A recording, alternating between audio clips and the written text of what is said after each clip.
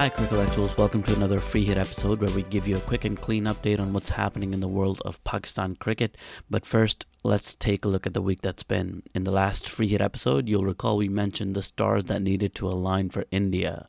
And in a bit of a twist, stars started to align for India.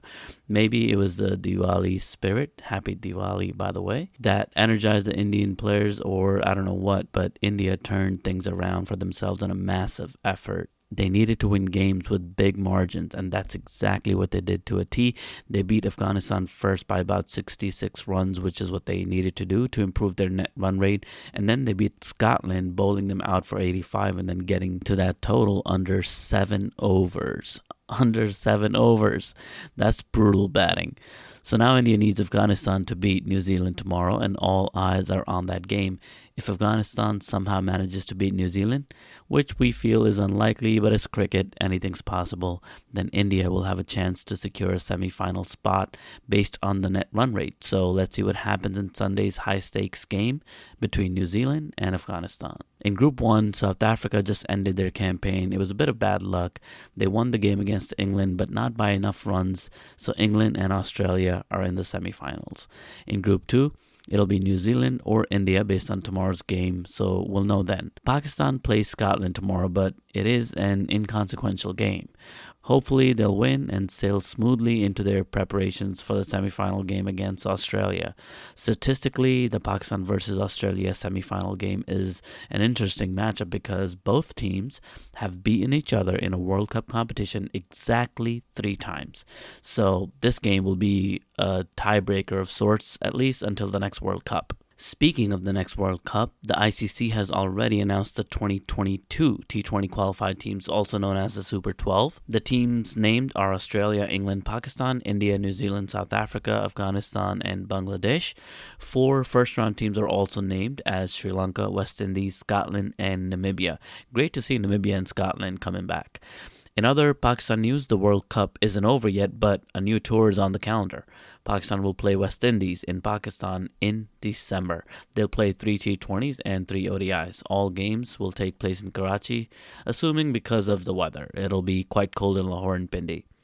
PCB Chairman Ramiz Raja issued a couple of interesting statements over the last couple of weeks.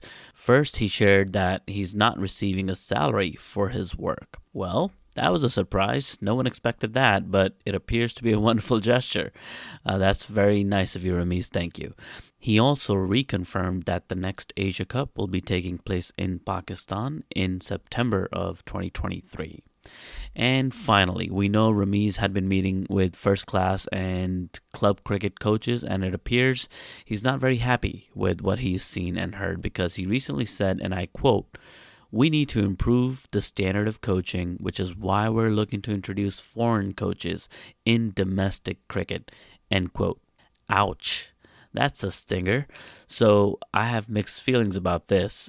One, this doesn't feel like a statement that needed to be made, really. I mean, if you want to appoint foreign coaches, go ahead, but to publicly withdraw your vote of confidence from the local coaches just feels harsh, a little bit disrespectful. I am all for the bold moves, but maybe we can do a bit better in preserving the dignity of folks who've been working in a broken system for so long, and most of them trying to do their best given the resources they had. So in Punjabi, we sometimes say, "Hath thala rakho." That's a message for Ramiz to just, chill a little bit, take action, but we don't have to hurt the feelings of others. Secondly, the assumption that foreign coaches will somehow raise the standard of coaching might be an oversimplification of the problems that cricket in Pakistan is facing. Foreign coaches might achieve some great things, but they'll also run into different kinds of challenges like language and cultural barriers, which are easy to downplay, but they certainly do affect their work with local players. So let us know what you think about this, and that is all for today's free hit. Follow us on Twitter at Crickellectuals and email us at crickellectuals@gmail.com. Thanks for listening. Until next time, this is your host Jay signing out. Peace.